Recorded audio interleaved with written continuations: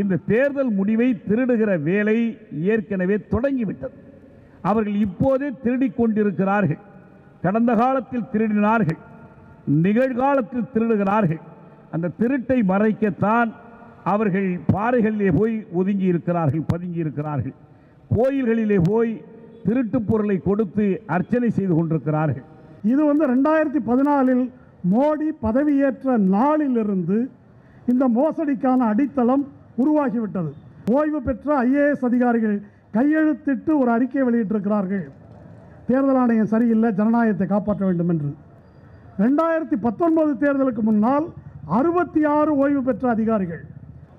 அம்பேத்கர் அரசமைப்பு சட்ட அவையில் விவாதம் நடைபெற்ற போது தேர்தல் ஆணையர் நியமனம் பற்றி பேசியிருக்கிறார். யாரை தேர்தல் ஆணையராக நியமிப்பது என வாக்குரிமை என்பது ஒரு ஃபண்டமெண்டல் ரைட். நமது அரசியல் சட்டத்தில் இடம் இல்லை.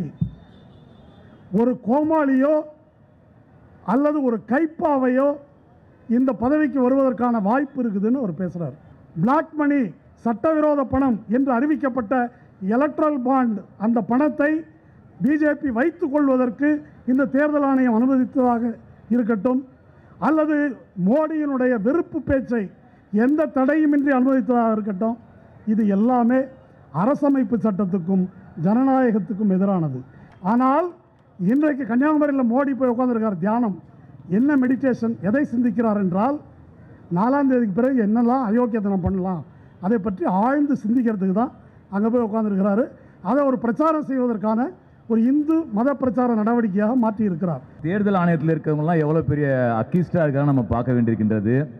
ஏதாவது ஒரு நாட்டில், ஒரு ஜனநாயக நாட்டில் இன்னும் 2-3 நாளில் தேர்தல் நடந்து முடிவு வரக்கூடிய நேரத்தில் எப்பா தேர்தல் ஆணையமே மக்களுடைய தீர்ப்பை திருடாதேன்னு போராட்டம் நடத்த வேண்டிய சூழல் இருக்குமா? மோடியினுடைய சர்வாதிகாரம் இன்றைக்கு நாடகம் இருக்கின்றது. இதுவரை இல்லாத அளவுக்கு ஒரு பிரதமர் சொந்த வழிகாட்டு முறைக்கு எதிராக பிரதமர் பேசியிருக்கின்றார், மோடி பேசியிருக்கின்றார். அவர் மீது நடவடிக்கை எடுப்பதற்கு வக்கில்லாத ஒரு ஆணையமாக தேர்தல் ஆணையம் இருக்கின்றது. இங்க இருக்கக்கூடிய அசிஸ்டன்ட் கமிஷனர், நான் கேட்கிறேன், நீ ஏன் கொடுக்கல?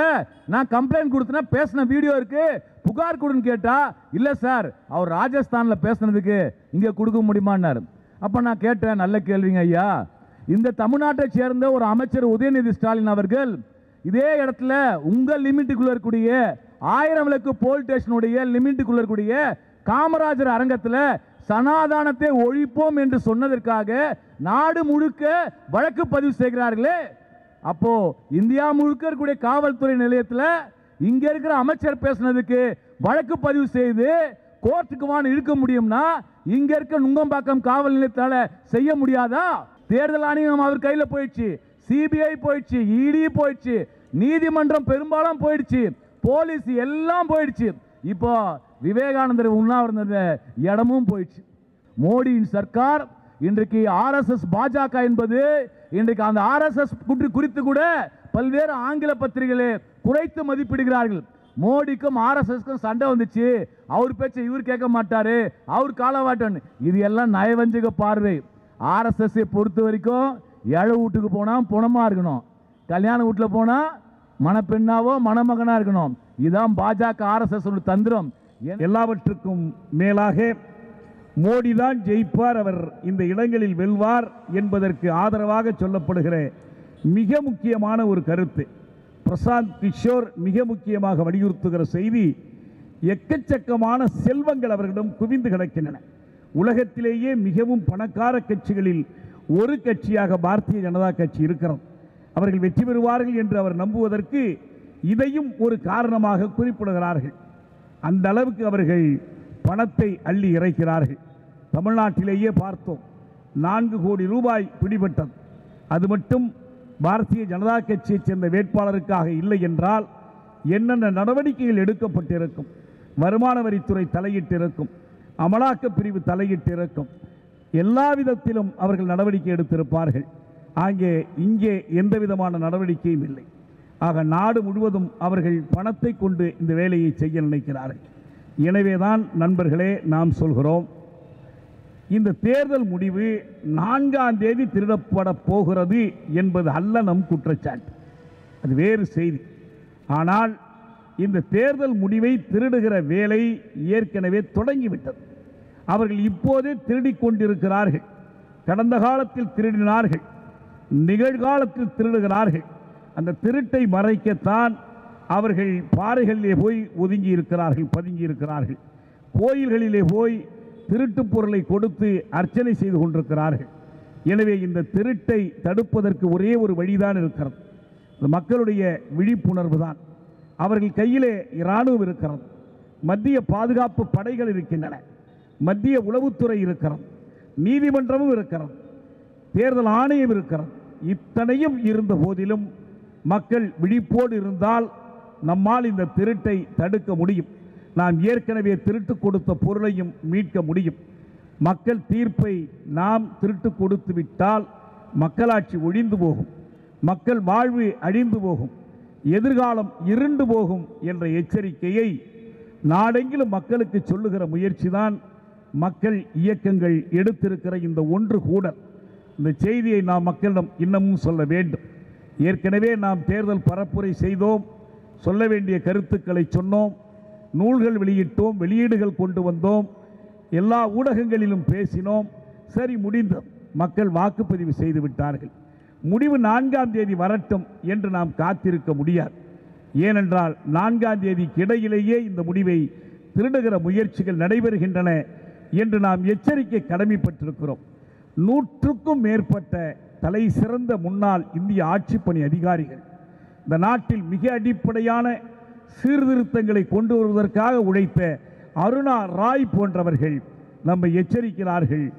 உங்களுடைய மக்கள் தீர்ப்புக்கு ஆபத்து வந்திருக்கிறது, எச்சரிக்கையாக இருங்கள். நாங்கள் ஒன்றே ஒன்றில்தான் நம்பியிருக்கிறோம்.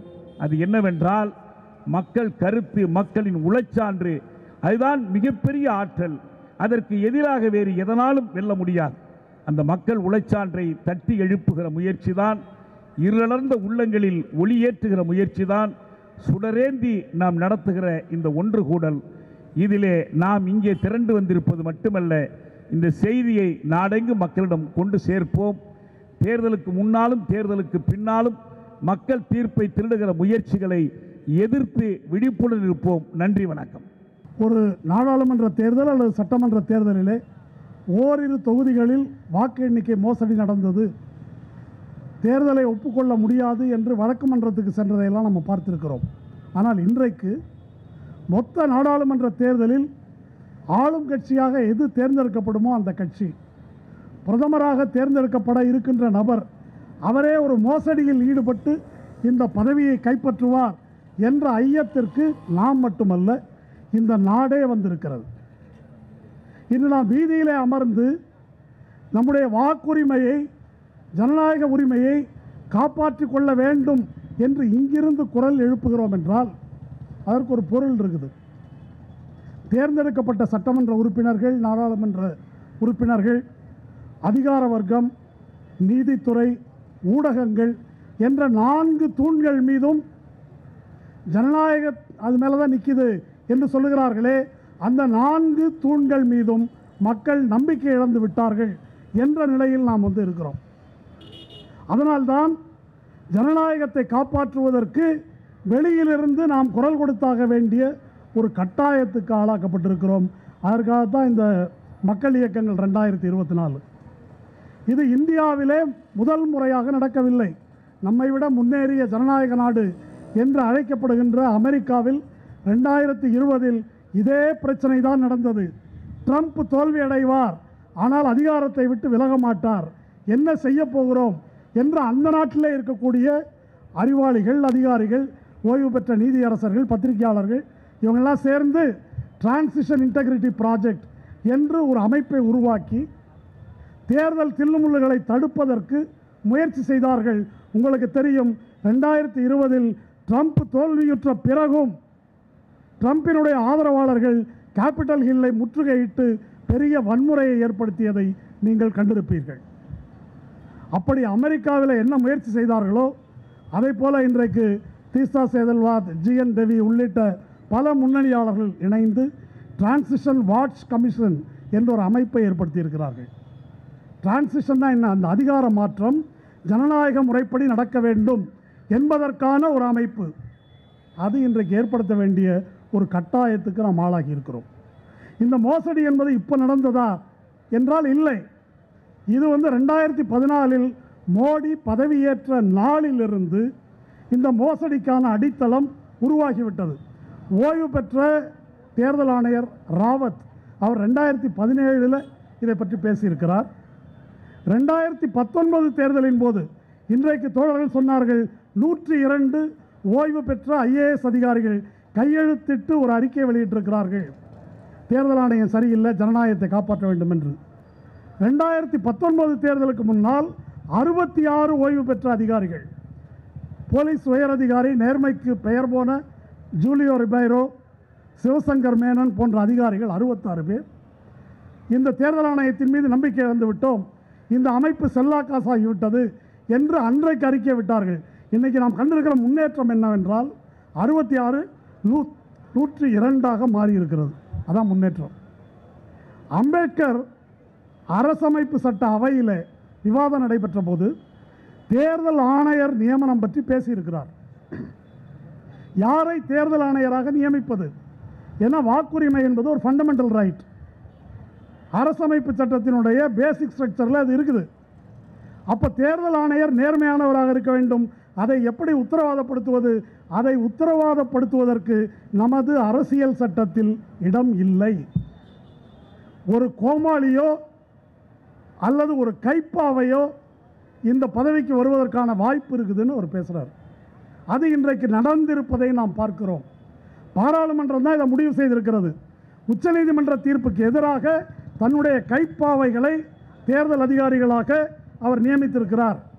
அப்படி நியமித்ததன் விளைவு நம்ம பார்க்குறோம். இன்றைக்கி தேர்தல் மோசடி, ரிக்கிங் என்று சொன்னால் அது ஏதோ இவிஎம்மில் நடக்கிற விஷயம் என்று நாம் பார்க்கக்கூடாது. இடியை எதிர்க்கட்சிகள் மீது ஏவியதாக இருக்கட்டும், பிளாக் மணி, சட்டவிரோத பணம் என்று அறிவிக்கப்பட்ட எலக்ட்ரல் பாண்ட், அந்த பணத்தை பிஜேபி வைத்துக் கொள்வதற்கு இந்த தேர்தல் ஆணையம் அனுமதித்ததாக இருக்கட்டும், அல்லது மோடியினுடைய வெறுப்பு பேச்சை எந்த தடையுமின்றி அனுமதித்ததாக இருக்கட்டும், இது எல்லாமே அரசமைப்பு சட்டத்துக்கும் ஜனநாயகத்துக்கும் எதிரானது. ஜனநாயகம் என்றால் ஈக்குவாலிட்டியும் ஃப்ரெட்டர்னிட்டியும் இருக்கணும். அது இல்லாதது ஜனநாயகம் அல்ல. ஜனநாயகம் என்பது பெரும்பான்மை அல்ல. அந்த ஈக்குவாலிட்டியையும் ஃப்ரெட்டர்னிட்டியையும் கேள்விக்குள்ளாக்குகின்ற பேச்சைத்தான் மோடி இத்தனை காலம் பேசியிருக்கிறார். இதையெல்லாம் கேட்கவில்லை. சரி, வாக்கு எண்ணிக்கையாவது கொடு என்றால் அதை கொடுக்க மறுத்தார்கள். அதற்கு உச்சநீதிமன்றம் ஒத்துழைத்தது. அதற்கு பிறகு இப்போ கணக்கு கொடுத்தாக்க 1,09,00,000 வாக்குகள் கூட இருக்குது. 6 விழுக்காடு கூட இருக்குது. 1,09,00,000 வாக்கு எப்படி கூட இருக்குது என்ற விளக்கத்தை இந்த கணம் வரை தேர்தல் ஆணையம் சொல்லவில்லை. இதன் பொருள் என்ன? 1,09,00,000 வாக்குகளை 100 தொகுதிகளால் வகுத்தால் ஒரு தொகுதிக்கு 1,00,000 வாக்குகள், 200 தொகுதிகளால் வகுத்தால் ஒரு தொகுதிக்கு 50,000 வாக்குகள். ஒரு வெற்றி தோல்வியை நிர்ணயிக்கக்கூடிய, பாஜக தடுமாறக்கூடிய இடங்களில் தேர்தல் தில்லுமுள்ளு செய்வதற்கு எல்லா அடித்தளமும் இந்த வாக்கு எண்ணிக்கையில் இருக்கிறது. இது புதியது அல்ல. 2019 தேர்தலில் 373 தொகுதிகளில் பதிவான வாக்குகளின் எண்ணிக்கைக்கும் அந்த பூத்தில் இருக்கக்கூடிய வாக்காளர்களின் எண்ணிக்கைக்கும் 373 தொகுதிகளில் வேறுபாடு இருந்தது. 2019 போட்ட வழக்கு இந்த நிமிடம் வரை உச்சநீதிமன்றம் தீர்ப்பு சொல்லவில்லை என்பதுதான் இந்த நாட்டின் அவல நிலை. அதனால் இத்தனை மோசடிகளையும் மீறித்தான் இந்தியா கூட்டணி வெற்றி பெற இருக்கிறது. இந்தியா கூட்டணி நிச்சயமாக வெற்றி பெறும். வெற்றி பெற்றால் அதற்கு பொருள் மோசடி நடக்கவில்லை என்பதல்ல, மோசடியையும் தாண்டி வெற்றி பெற்றிருக்கிறது என்பதுதான் அதற்கு பொருள். ஆனால் இன்றைக்கு கன்னியாகுமரியில் மோடி போய் உட்கார்ந்திருக்கார். தியானம் என்ன, மெடிடேஷன், எதை சிந்திக்கிறார் என்றால் 4ஆம் தேதிக்கு பிறகு என்னெல்லாம் அயோக்கியத்தனம் பண்ணலாம் அதை பற்றி ஆழ்ந்து சிந்திக்கிறதுக்கு தான் அங்கே போய் உட்கார்ந்துருக்கிறாரு. அதை ஒரு பிரச்சாரம் செய்வதற்கான ஒரு இந்து மத பிரச்சார நடவடிக்கையாக மாற்றியிருக்கிறார். என்ன அயோக்கியத்தனத்துக்கு வாய்ப்பு இருக்குது? ஒன்று சொல்லி முடிக்கிறேன். இந்த பக்கம் இந்தியா கூட்டணி, அந்த பக்கம் NDA, ரெண்டுமே தேர்தலுக்கு முந்தைய கூட்டணிகள். எந்த கூட்டணியில் அதிக நாடாளுமன்ற உறுப்பினர்கள் இருக்கிறார்களோ அந்த கூட்டணியின் தலைவரைத்தான் குடியரசுத் தலைவர் மந்திரி சபை அமைப்பதற்கு அழைக்க வேண்டும். அப்படித்தான் KR நாராயண் வாஜ்பாயை அழைத்தார்.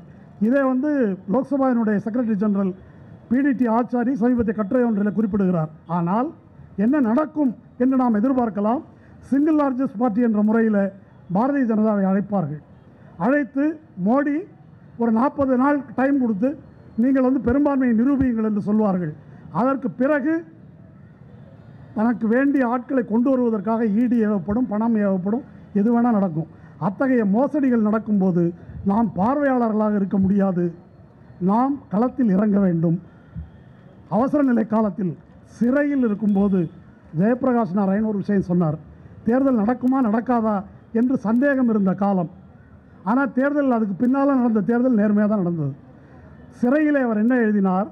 ஃப்ரீ அண்ட் ஃபேர் எலெக்ஷன் ஒருவேளை நடக்கவில்லை என்றால் அந்த நாட்டில் ஜனநாயகத்தை காப்பாற்றுவதற்கு தேர்தல் மட்டும்தான் வழியாக இருக்குமா என்றால் இல்லை, மக்கள் வீதியில் இறங்கி கிளர்ச்சி செய்ய வேண்டும் என்று சொன்னார். அந்த கிளர்ச்சியின் தொடக்கம் தான் இந்த கூட்டம். நன்றி. தேர்தல் ஆணையமே மக்கள் தீர்ப்பை திருடாதே என்று ஒரு ஆர்ப்பாட்டம் நடத்த வேண்டிய அவல நிலைக்கு இந்திய ஜனநாயகம் வந்து உருவாகியிருக்கின்றது. அப்போ தேர்தல் ஆணையத்தில் இருக்கிறவங்களாம் எவ்வளோ பெரிய அக்கிஸ்டாக இருக்காங்க நம்ம பார்க்க வேண்டியிருக்கின்றது. ஆணையத்தினுடைய அதிகாரிகள், ஐபிஎஸ் படித்தவர்கள், ஐஏஎஸ் படித்தவர்கள், இப்படிலாம் நம்ம படித்த அதிகாரிகளுக்கு ஒரு காலகட்டத்தில் மதிப்பு கொடுத்தாலும் இன்றைக்கு தேர்தல் ஆணையராக இருக்கிறவர்கள் கிட்டத்தட்ட மக்கள் என்னதான் வாக்களித்தாலும், நீங்கள் என்னதான் ஓட்டு போட்டாலும் நாங்கள் ஒரு தீர்ப்பு எழுதுவோம் என்ற ஒரு எதேச்சிகார நிலைக்கு இன்றைக்கு தேர்தல் ஆணையம் சென்றிருக்கின்றது. அப்போ தேர்தல் ஆணையம் வந்து எதேச்சிகார நிலைக்கு செல்லும்போது, ஜனநாயக ரீதியாக தேர்தல் ஆணையம் செயல்பட மறுக்கும் பொழுது அதற்கு எதிராக மக்கள் வீதியில் இறங்கி போராட வேண்டிய சூழல் இன்னைக்கு அவர்களே உருவாக்கி விட்டார்கள். ஏதாவது ஒரு நாட்டில், ஒரு ஜனநாயக நாட்டில் இன்னும் 2-3 நாளில் தேர்தல் நடந்து முடிவு வரக்கூடிய நேரத்தில் எப்பா தேர்தல் ஆணையமே மக்களுடைய தீர்ப்பை திருடாதேன்னு போராட்டம் நடத்த வேண்டிய சூழல் இருக்குமா? இப்படிப்பட்ட சூழல் இருக்கும் என்று சொன்னால் அந்த அளவுக்கு இன்றைக்கு ஜனநாயகம் என்பது அற்றுப்போய் மோடியினுடைய சர்வாதிகாரம் இன்றைக்கு நாடகம் இருக்கின்றது. இதுவரை இல்லாத அளவுக்கு ஒரு பிரதமர் சொந்த நாட்டு மக்களே மதத்தின் அடிப்படையில் பிளவுபடுத்தி வாக்கு கேட்கின்றார். சிறுபான்மை மக்களுக்கு எதிராக, குறிப்பாக இஸ்லாமியர்களுக்கு எதிராக தரங்கட்ட முறையில், சட்டவிரோதமான முறையில் தேர்தல் ஆணையம் விதித்த வழிகாட்டு முறைகளுக்கு எதிராக பிரதமர் பேசியிருக்கின்றார், மோடி பேசியிருக்கின்றார். அவர் மீது நடவடிக்கை எடுப்பதற்கு வக்கில்லாத ஒரு ஆணையமாக தேர்தல் ஆணையம் இருக்கின்றது. தேர்தல் ஆணையம் மட்டுமல்ல, இதே இடத்துல மார்க்சிஸ்ட் கம்யூனிஸ்ட் கட்சியின் சார்பாக ராஜஸ்தானில் மோடி அவர்கள் இஸ்லாமியர்களுக்கு எதிராக சட்டவிரோதமான முறையில் பேசும்போது அவர் மீது வழக்கு பதிவு செய்ய வேண்டும் என வலியுறுத்தி இங்கே ஆர்ப்பாட்டம் நடத்தி, இங்கே இருந்து பேரணியாக சென்று நுங்கம்பாக்கம் காவல் நிலையத்தில் புகார் கொடுத்தோம்.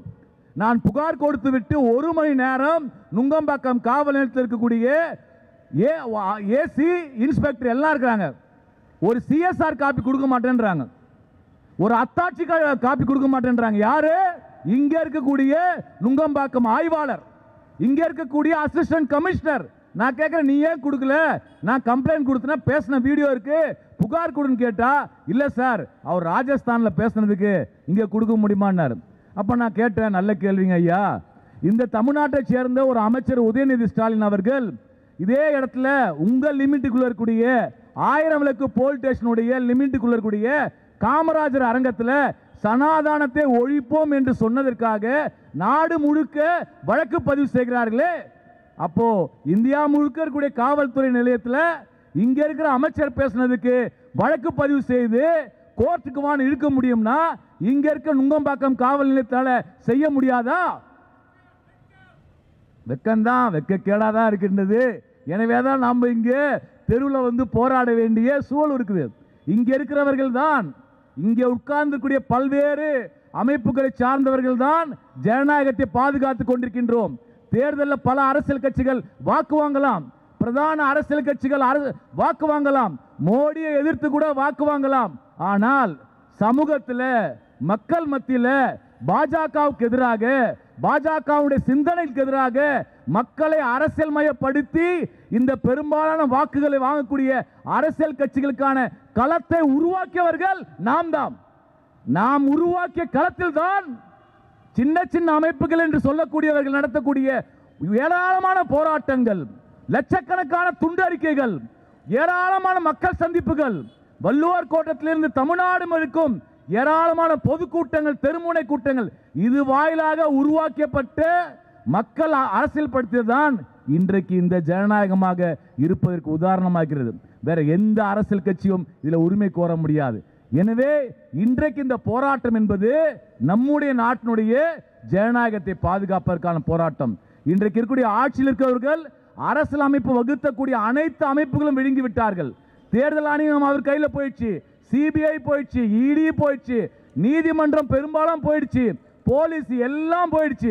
இப்போ விவேகானந்தர் உண்ணாவிரத இடமும் போயிடுச்சு. எல்லா இடமும் என்னன்னா அவங்களுடைய அதிகாரத்தின்குள்ளர கொண்டு வந்திருக்கின்றார்கள். அப்ப அதிகாரம் என்றால் நீங்கள் அதிகாரம் என்பது என்ன? இந்த போராட்டத்தின் மூலமாக உருவாக்கின அரசியலமைப்பு சாசனம், அதன் மூலமாக உருவாக்கப்பட்ட அமைப்புகளை, அதிகார அமைப்புகளை ஆட்சியாளர்கள் தங்கள் கையில் கொண்டு வந்து விட்டால் நாங்கள் ஒட்டுமொத்தத்தையும் அதிகாரம் செலுத்தும் என்று பார்க்கிறார்கள். ஆட்சியில் இருப்பவர்களே, அதிகாரத்தில் இருப்பவர்களே ஒன்று யோசித்துக் கொள்ளுங்கள். இந்த மாதிரி அதிகார அமைப்புகளுடைய அதிகாரங்கள்லாம் ஒரு கைப்பிடிக்குள் தான். மக்கள் அதிகாரம்தான் எல்லாற்றை விட மிக உச்சபட்சமானது. மக்கள் அதிகாரத்தின் மூலமா தான் எல்லா அதிகாரங்களும் ஜனநாயகப்படுத்தப்படும். எனவே இன்றைக்கு மோடியின் சர்க்கார், இன்றைக்கு ஆர்எஸ்எஸ் பாஜக என்பது, இன்றைக்கு அந்த ஆர்எஸ்எஸ் குறித்து கூட பல்வேறு ஆங்கில பத்திரிகைகளே குறைத்து மதிப்பிடுகிறார்கள். மோடிக்கும் ஆர்எஸ்எஸ்க்கும் சண்டை வந்துச்சு, அவர் பேச்ச இவர் கேட்க மாட்டாரு, அவர் காலவாட்டன். இது எல்லாம் நயவஞ்சக பார்வை. ஆர்எஸ்எஸ் பொறுத்த வரைக்கும் ஏழை வீட்டுக்கு போனா புணமா இருக்கணும், கல்யாண வீட்டில் போனா மணப்பெண்ணாவோ மணமகனா இருக்கணும். இதுதான் பாஜக ஆர்எஸ்எஸ் தந்திரம். எனவே அவர்கள் இந்த பிரிவினை பார்த்து பேச ஆரம்பிக்கிறார்கள். ஆனால் யதார்த்தத்திலே இது முழுக்க முழுக்க ஒற்றை சர்வாதிகாரமாக இருக்கின்றது. 70ல் ஏற்பட்ட நெருக்கடி நிலை என்பது அந்த காலகட்டத்தினுடைய யதார்த்தம் என்றால், இன்றைக்கு நாம் அத்தனை பேரும் நெருக்கடி நிலை காலகட்டத்தில் தான் இருக்கின்றோம். ஜனநாயகத்தை பாதுகாக்க வேண்டிய பெரும் பொறுப்பிலே நாம் அனைவரும் இணைந்து தொடர்ந்து முன்னெடுக்க வேண்டியிருக்கின்றது. அதற்கான முதற்கட்டம் தான் தேர்தலுக்கு முன்னாடியே அடுத்து நம்மலாம் எப்படி செயல்படும் என்பதற்கான ஒரு எடுத்துக்காட்டாக, உதாரணமாக இந்த ஒருங்கிணைந்த போராட்டம் நடந்திருக்கின்றது. இந்த போராட்டத்திற்காக மிக குறுகிய காலத்தில் திட்டமிட்டு ஏற்பாடு செய்து பின்னால் இருந்து செயல்படக்கூடிய அத்தனை தோளுக்கும் மார்க்சிஸ்ட் கம்யூனிஸ்ட் கட்சியின் சார்பாக புரட்சி வணக்கங்களை தெரிவித்து விடைபெறுகின்றேன். நன்றி, வணக்கம்.